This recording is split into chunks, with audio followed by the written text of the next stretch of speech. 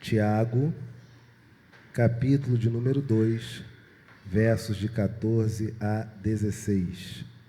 Em Gênesis, os irmãos não precisam abrir, Gênesis capítulo 3, nós temos o momento da queda da humanidade, homem e mulher. Eles foram criados à imagem e semelhança de Deus. O homem foi criado por Deus e a Bíblia diz que ele foi literalmente plantado lá no jardim em Éden. Não é um jardim do Éden, era um jardim lá em Éden. E literalmente esse homem que é usado, que é criado como sendo da terra, ele é plantado em um jardim. A mulher é feita da parte do homem e eles recebem algumas missões. Eles deveriam crescer, se multiplicar, ter soberania sobre todos os animais e ao homem deveria ele dar nome aos animais. Não é isso? Eles também tinham uma árvore onde eles poderiam comer o fruto para que não morressem. E olha que coisa interessante. O homem e mulher foram feitos com prazo, porém, conforme comessem desse fruto, continuariam vivendo ad infinitum carnalmente, nos seus corpos humanos. E de repente, em um dado momento da criação, surge uma serpente que, apesar de ser um animal, é mais inteligente que o próprio homem. O próprio texto diz que a serpente, ela era sagaz, audaciosa.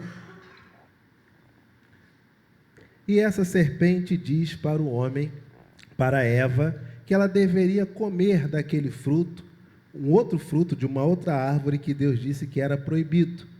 E ela diz que não poderia comer porque é proibido. Mas a serpente diz, não, é que Deus sabe que quando vocês comerem, vocês irão discernir entre bem e mal e serão como Deus.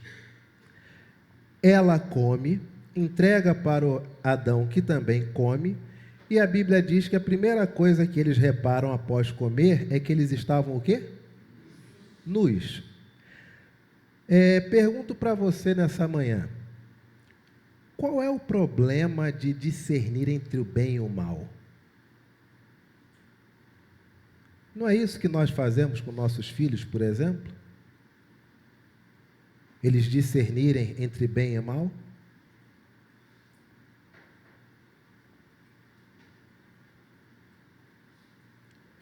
Homem e mulher são castigados porque passaram a discernir entre bem e mal. Mas é ruim discernir entre bem e mal? Não é curioso? Que eles são castigados por Deus ao tomar conhecimento de algo que eu e você fazemos todo dia.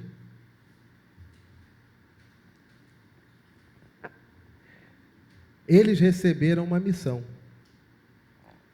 ter soberania sobre os animais, crescer e se multiplicar, e o homem deveria dar nome aos animais.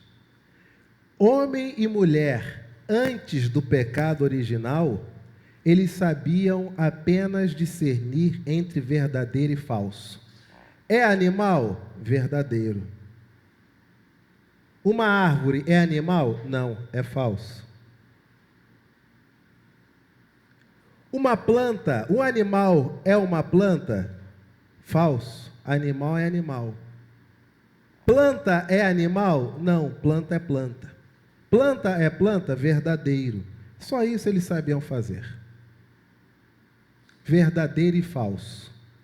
Mas ao comer do fruto proibido, eles agora passam a discernir entre bem e mal. Aí muda tudo. Porque até então, vocês devem crescer e se multiplicar. O que eles respondiam? Afirmativo. Mas agora, se dissessem a eles, vocês devem crescer e se multiplicar, eles agora discernem entre bem e mal, e eles agora começam. Mas espera aí, nós não multiplicarmos, será bom? Ter mais pessoas fora nós dois, será bom? Ou será mal? Deu para entender a diferença? Até então era sim e não. Quando eles comem do fruto proibido, que Deus disse que não era para comer, a primeira coisa que eles percebem é que ficar nu não é mais uma boa opção. Porque não é mais verdadeiro ou falso. Agora é se é bom ou se é mal. Então ficar nu não é bom. Aí Deus aparece no jardim. Toda vez que Deus aparecia, lá estava homem e mulher. Mas agora eles discernem entre bem e mal. E na concepção deles, tendo desobedecido a Deus, não é bom estar na frente de Deus, desobedecendo a Deus. Se escondem. E Deus pergunta: quem vos fez saber que estavam nus? E agora, como eles são conhecedores do bem e do mal, eles concluem que não é bom falar a verdade para Deus quando nós o desobedecemos. E eles começam simplesmente a cada um tirar o corpo fora. Não fui eu, foi a mulher que tu me deste, a serpente me enganou, a serpente não podia botar a culpa em ninguém, ficou calada. Veja que até então eles eram totalmente operativos. É para fazer? Façamos. Mas a partir do conhecimento de bem e mal, homem e mulher passam a julgar se aquilo que é dito é bom ou é mal. Isso é o que nós fazemos todo dia. E esse discernimento entre bem e mal é que nos atrapalha muitas vezes para a compreensão e para a realização das Escrituras. Tiago é um livro totalmente operativo. Tiago é um livro escrito para homem e mulher quase que antes do pecado original. E por que nós não colocamos em prática o que Tiago diz? Porque agora, quando lemos algo ou ouvimos o que Deus diz, antes do pecado, o que nós dizíamos? Perfeitamente, isto é verdadeiro. Não, essa premissa é falsa. Agora, quando ouvimos o que Deus diz, o que nós pensamos? Isso não é tão bom. Ou então, isso é mal. Olha o que diz a palavra do Senhor. Tiago, capítulo 2, versos de 14 a 26. Meus irmãos, qual é o proveito se alguém disser que tem fé, mas não tiver o quê? Pode acaso semelhante fé salvá-lo? Se um irmão ou uma irmã estiverem carecidos de roupa e necessitados do alimento cotidiano, acabamos de ouvir isso aqui, através da nossa secretária social da SAF, a Janete, acerca dessa campanha para uma criança que não tem enxoval e a mãe precisa de cesta básica. E qualquer dentre vós lhe disser: ide em paz, aquecei-vos e fartai-vos, sem contudo lhes dar o necessário para o corpo, qual é o proveito disso? Assim também a fé, se não tiver obras, por si só ela está o quê? Por si só ela está morta. Veja que até então, antes do pecado, se existisse esse texto, Adão e Eva tomariam conhecimento como afirmativo e negativo. É para ajudarmos os necessitados? Afirmativo. Mas agora, discernindo entre bem e mal, eu e você começamos a fazer uma continha.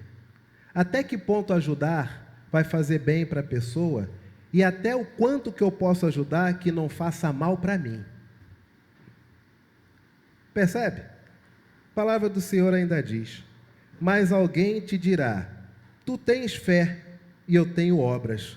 Mostra-me essa tua fé sem as obras, e eu, com as obras, te mostrarei a minha fé. Crês tu que Deus é um só? Fazes bem. até os demônios creem e tremem. Queres, pois, ficar certo, ó homem insensato, de que a fé sem obras é inoperante? E talvez você já esteja começando a ter aquela sensação de que Tiago está batendo de frente com Paulo, de que Tiago está dizendo basicamente o seguinte, que não adianta falar de graça quando, na verdade, o que salva são as obras. Só que, querido ou querida, não é bem assim. Paulo o tempo todo se refere às obras da lei. A guarda do sábado, não colher espigas em dia de sábado, a dificuldade onde você não podia andar mais do que 66 côvados em um dia de sábado, senão seria considerado pecado. Em síntese, todas as obras da lei, Paulo vai dizer que todas elas, para a salvação, não têm peso nenhum, mas são as obras da lei. Essas obras que Tiago está falando aqui são as obras da lei? Não. É a justiça social que se encontra na Torá, se encontra na Talmud, se encontra até mesmo no Targum. É a verdadeira justiça social que não tem a ver com soberanos ou governos. É a justiça social que não coloca na conta do Estado, nem na iniciativa privada. É a justiça social que olha para aquele que sofre e olha para o indivíduo que sofre como alguém que precisa ser cuidado por mim e por você. Não é uma justiça social apenas. Tiago vai dizer que é tão somente a verdadeira fé. Imagine se Tiago fosse teletransportado para nós, para os nossos tempos hoje, onde homens e mulheres sabem de cor todos os textos, das mais diversas confissões de fé, das mais diversas religiões, mas nenhum desses textos decorados é suficiente para que estes possam abençoar aquele que sofre. Por quê? Porque nós agora discernimos entre bem e mal. Ouvir isso me faz bem? Não. Ouvir um evangelho que diz que eu tenho que doar algo para quem necessita é bom? Não. Pensar na vida eterna faz bem? Faz. Ter plena convicção de que sou salvo tão somente porque acredito que Deus já me salvou, me faz bem? Faz bem. E nós trabalhamos somente com bem e mal, bem e mal, bem e mal. Mas antes da queda, homem e mulher era o quê? Verdadeiro ou falso? Abençoar quem passa fome é verdadeiro ou é falso? É verdadeiro ou é falso? Dividir com quem não tem, repartir com o aflito, é verdadeiro ou é falso? Você fazer isso é bom ou é mal? Vê como é que as nossas respostas diminuem? Não dava para a gente ficar no jardim. Quem sabe quais eram os propósitos de Deus em plantar homem e mulher em um jardim e eles passassem toda a sua mortalidade sendo afirmativos. Mas nós passamos a discernir entre bem e mal. Manter-me casado. Casamos, todos nós nos casamos, prometemos ficar ao lado da pessoa até que a morte nos separe. E nós, quando batizamos nossos filhos, quando fazemos nossa pública profissão de fé, o tempo todo nós somos o quê? Afirmativos. Credes em Deus Pai, Todo-Poderoso, Criador do céu e da terra? Sim. Vós sois dizimistas fiéis? Oi? Mas dízimo, pastor, tem que dar. Mas tem mês que não é bem. E se eu der nas minhas finanças, vai me fazer mal. Percebe como é o nosso pensamento agora? Discernir entre bem e mal não é ruim. Ruim é quando desobedecemos o que Deus determinou como afirmativo ou negativo. Olha o que a palavra do Senhor ainda diz. Verso de número 21, aliás. 21. Não foi por obras que Abraão, nosso pai, foi justificado quando ofereceu sobre o altar o próprio filho Isaque? Vê como é que Tiago pega um exemplo que não tem a ver com as leis que estão em Êxodo, Levítico ou em Números. Ele trata de exemplos de fé, de obras fruto da fé. Isaque foi oferecido por Abraão como um ato de fé. Nem existia lei na época. Vês como a fé operava juntamente com as suas obras. Com efeito, foi pelas obras que a fé se consumou. Talvez você, nessa manhã, esteja querendo do Senhor uma resposta para uma circunstância da sua vida. Mas a palavra do Senhor acabou de afirmar de que é por obras que a fé, ela se consuma. Em outras palavras, quantas coisas nós queremos, quando na verdade a resposta já está diante de nossos próprios olhos? Quantas vezes a palavra do Senhor diz que você deve confiar em Deus? E você diz, afirmativo, confiarei. Mas surge o problema, qual é o nosso discernimento? É bom nessa hora confiar em Deus, ou é bom nessa hora ler o meu horóscopo? O que vai me fazer bem? E não fique escandalizado, fique perplexo, porque o que tem de crente, que na hora que a coisa aperta, consulta horóscopo, vai a pai de santo. Quando tem algum despacho na rua, muda de calçada, não por nojo, mas por medo. O que tem de crente místico, pasmem. O que tem de discípulo de Jesus, muito entre aspas, esse discípulo de Jesus, místico, não está no gibi. A palavra do Senhor ainda diz: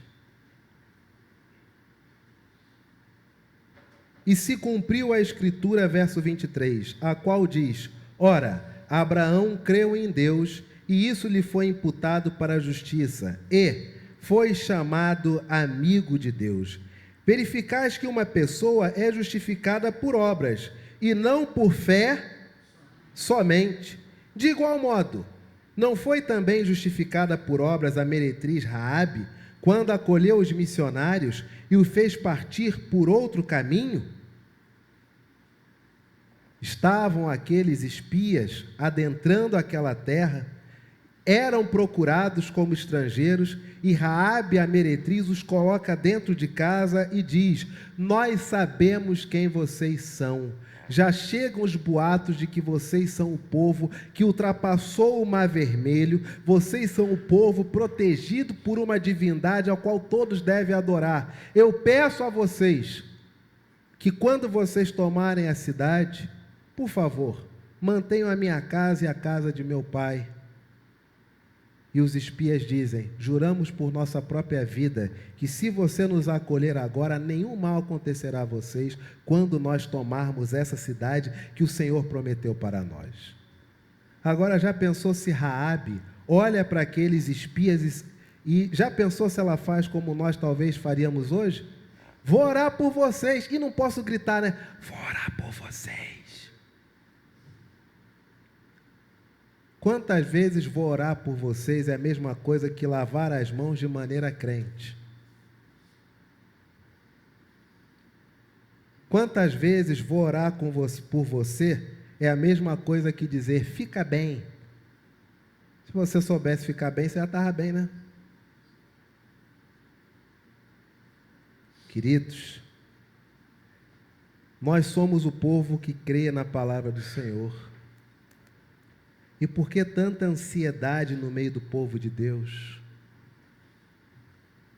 Por que nossa saúde é tão debilitada? Por questões que envolvem ansiedade, por questões que envolvem saciedade. Nós não cremos em Deus?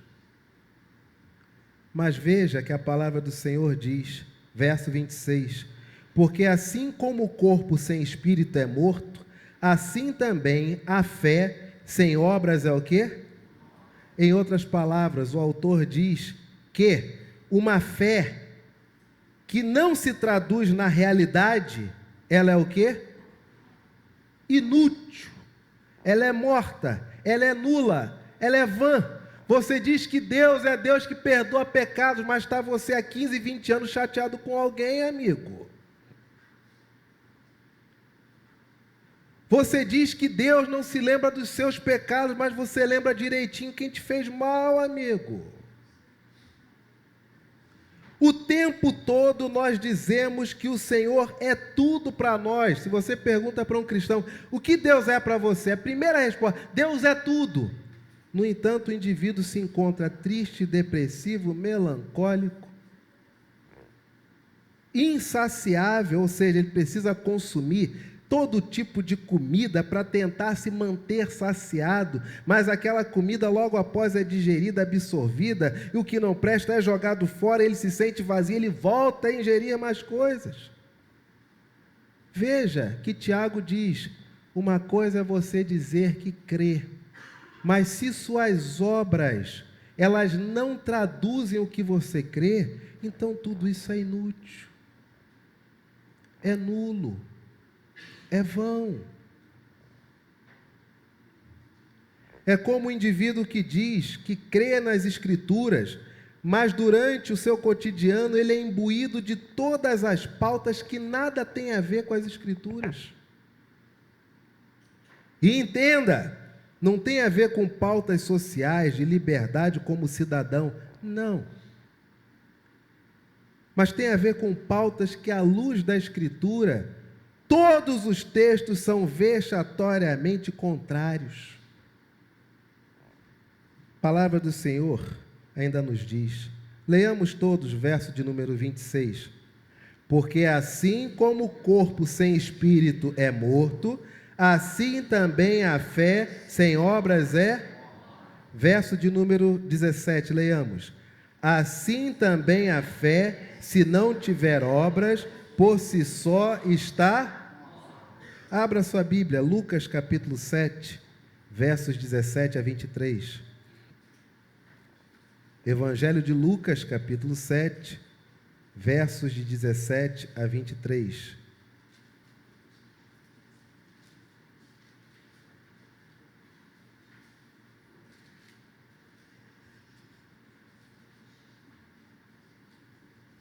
Todos encontraram?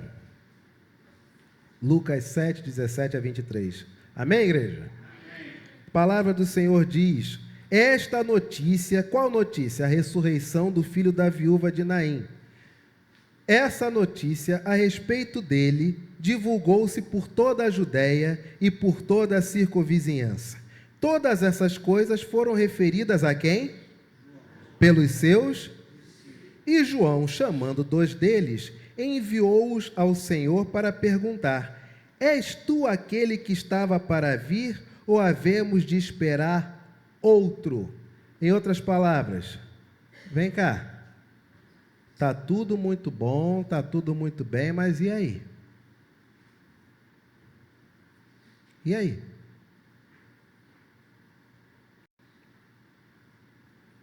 Olha a pergunta que João manda fazer a Jesus. És tu aquele que estava para vir, ou havemos de esperar outro? E nessa hora a resposta de Jesus é a primeira confissão de fé que nós temos, não é isso? Jesus faz uma defesa da sua identidade, sim ou não? À luz da Torá, à luz da Tanakh, à luz dos Midrashes, à luz da Talmud, à luz do Targum, Jesus defende o seu messianismo à luz das escrituras vigentes à época, não é isso? Não. João pergunta: você é aquele que estava para vir, ou nós vamos ter que esperar outro? E Jesus responde, verso 22, ide e anunciai a João o que vistes e ouvistes. Os cegos veem, os coxos, os leprosos, os surdos, os mortos são, e quanto aos pobres? Guarda isso, guarda para a sua vida, porque toda hora tem gente botando você em xeque, toda hora tem gente querendo saber se você é você mesmo, toda hora tem pessoas querendo saber se você dá conta do recado, toda hora tem pessoas que questionam se você consegue. Você não diz que sim ou que não, você mostra todas as obras que já foram feitas e que a pessoa julgue por tudo que você fez, se você é apto ou não. Por quê? Porque dizer sim, eu sou, não responde a pergunta. João está perguntando, o Senhor é o Messias? E qual é a resposta de Jesus? Diz para ele que os cegos estão vendo, que os coxos estão andando, os leprosos são purificados. Diz para eles que os pobres estão recebendo boas notícias. Quando perguntarem para você, vem cá, você é crente mesmo? O que você responde? Sim, eu sou da igreja tal. Errado. Você é crente mesmo? Bom, o Senhor tem trabalhado meu coração, o Senhor tem me ensinado a perdoar, tem me ensinado a amar, tem me ensinado a repartir, tem me ensinado a dividir. É isso que o Senhor tem feito na minha vida. E acabou. Se o outro vai achar se isso é crente ou não, desculpa, é problema do outro.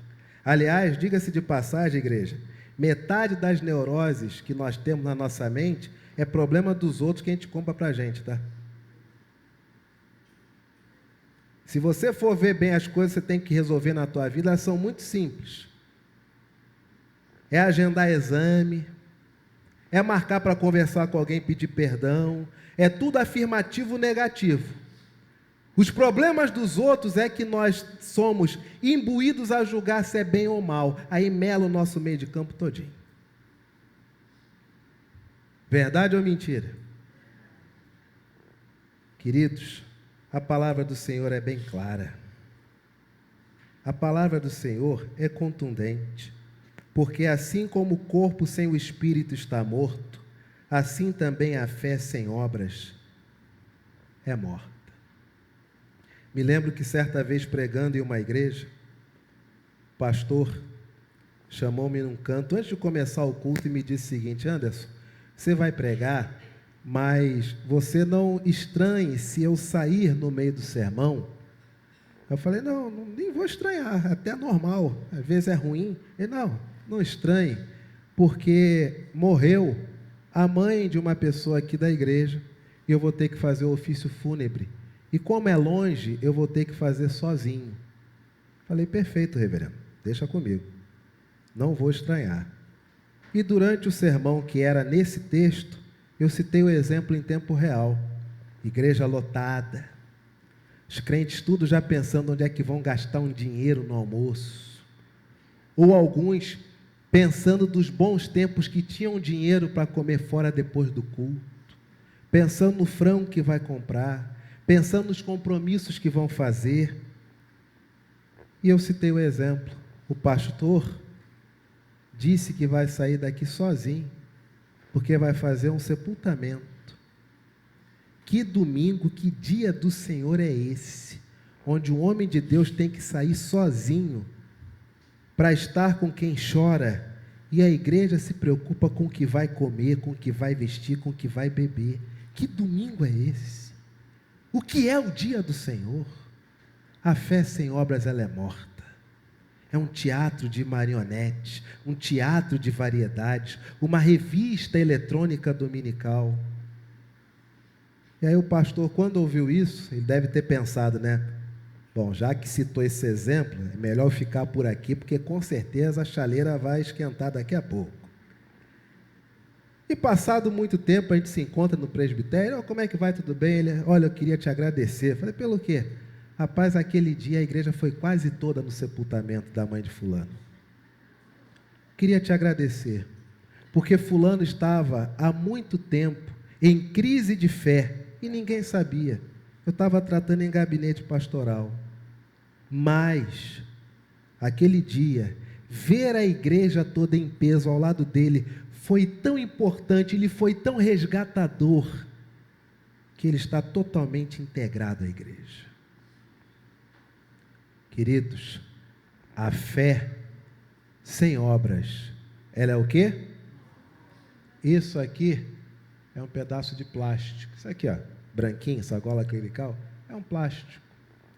Esse pano é apenas pano. Isso aqui, linhazinha dourada, de quem trabalha muito bem e faz coisinha chique. Mas nada disso salva. Nada disso é coisa nenhuma. Porque a nossa fé, ela é demonstrada por aquilo que nós fazemos. E aí, uma outra coisa que é interessante para a vida. Talvez você nessa manhã esteja chateado com algum parente, com algum amigo, com algum irmão, pode ser até mesmo da igreja, de outra igreja. Você está chateado. Seja honesto. Bota na balança o que essa pessoa realmente fez por você. E bota na balança aquilo que essa pessoa fez que te chateou. E responda a você mesmo, se ela é o que ela sempre fez de bom para você, ou se ela é somente esse único ato que lhe fez mal. Amizades de 15, 20, 30, 40 anos, que se acabam por coisas minúsculas. Fé sem obras é morta. Se você tem fé, mas a sua vida não traduz aquilo que você acredita, é nulo. Você se diz um servo de Deus, mas no trânsito, você é o exterminador do futuro. Tratamento, amigo, tratamento. Que tanta ansiedade é essa?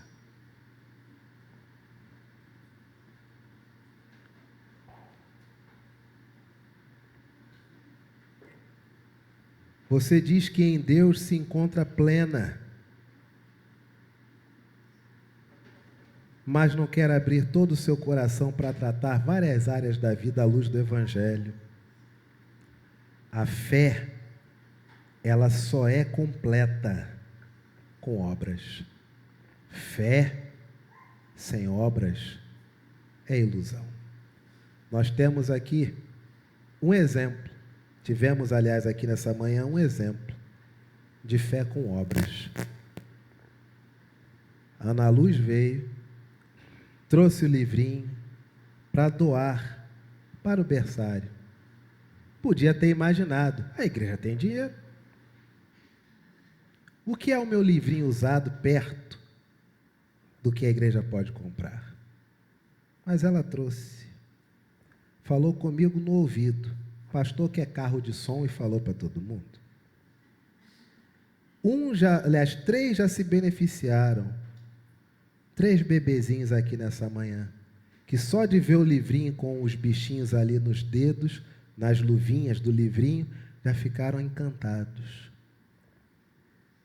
Nossa secretária de Ação Social da SAF trouxe o caso de uma criança que nesse exato momento talvez não tenha fralda. De uma mulher que talvez nesse exato momento esteja com o peito seco ou esteja desnutrida.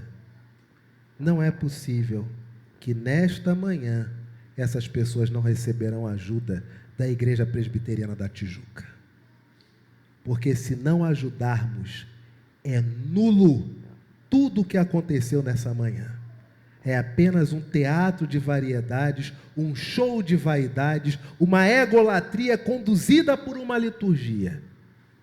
Mas quando auxiliamos o nosso próximo, tudo que nós professamos nos louvores, na adoração, nas ofertas, se torna o quê? Real. Amém, igreja?